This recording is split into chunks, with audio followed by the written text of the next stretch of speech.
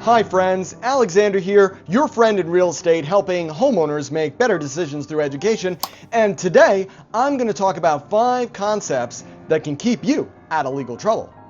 Now, the question is, why do so many homeowners step into legal trouble like one might step into a pile of dog treats? They didn't see it, right? If they had seen it, if they had been aware, they would have avoided it. And that's why if you're thinking about selling your home, it's critical that you work with a real estate professional who can protect your interests.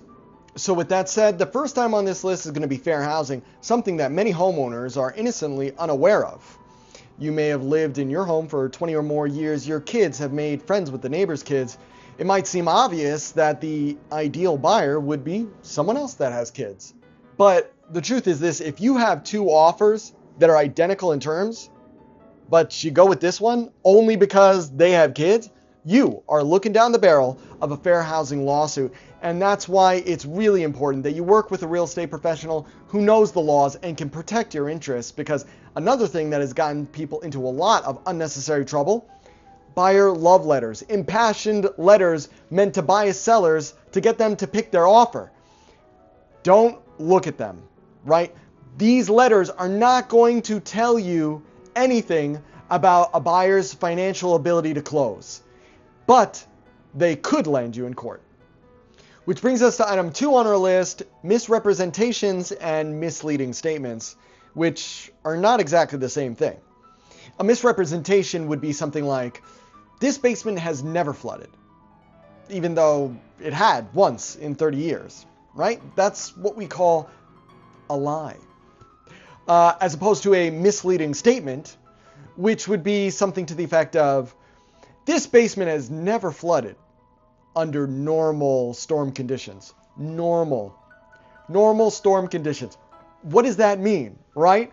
You're misleading a buyer. And that actually reminds me of my mother, oddly enough, because we had one storm that was insane. Like a tree had fallen into someone's house a couple blocks down. So I called my mother. I was really upset. And I said, Mom, are you okay? And she was like, yeah, I'm okay. What's up? I was like, there's this crazy storm. I mean, did you check the basement? Is it flooded? And she was like, yeah, it's flooded. And so I said, well, how much? And she said, oh, just the normal amount, right? Just the normal amount of flooding, whatever that means. So if my parents were to ever sell that home in the future, they're going to have to disclose that that house has some issues. But you get what I'm saying. And this dovetails perfectly into item 3 on our list, which is selling it as is, right? Homeowners think that this is going to be the solution to all their disclosure problems. It's not.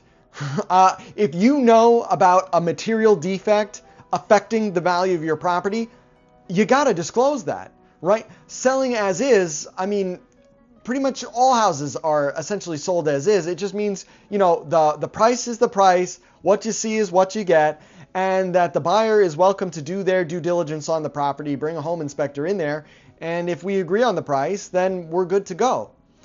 This is not something you want to advertise, right? Because when a buyer sees sold as is, they're not going to think, oh, everything's fine with the property. They just don't want to do any extra enhancements, right? No. What they're going to think is that there's something the seller is hiding. And how do you think that's going to affect offers? Now, before we get back into the video, if you're finding this information helpful and would like more real estate tips, like and subscribe. And let's get back into it. Item number 4 on this list is going to be home improvements, and I know. Who would have thought improving your home could potentially land you in a lawsuit? Well, friends, it all comes down to the way in which you describe these improvements. Now, take a homeowner who's been living in his house for 70 years and replaced the roof 10 years ago. In his mind, he's being truthful. It's a newer roof.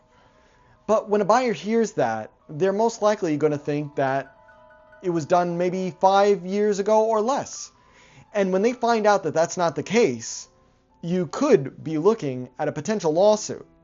So that's why I always recommend, if you're doing any renovations, updates, repairs to the home, keep all the paperwork so that if a buyer asks in the future when you decide to sell your home, you can just show them the facts in black and white.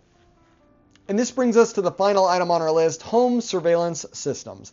Video and audio recording devices which could potentially be used to listen in to the private conversations of a buyer and compromise their negotiating power. Now, I get it.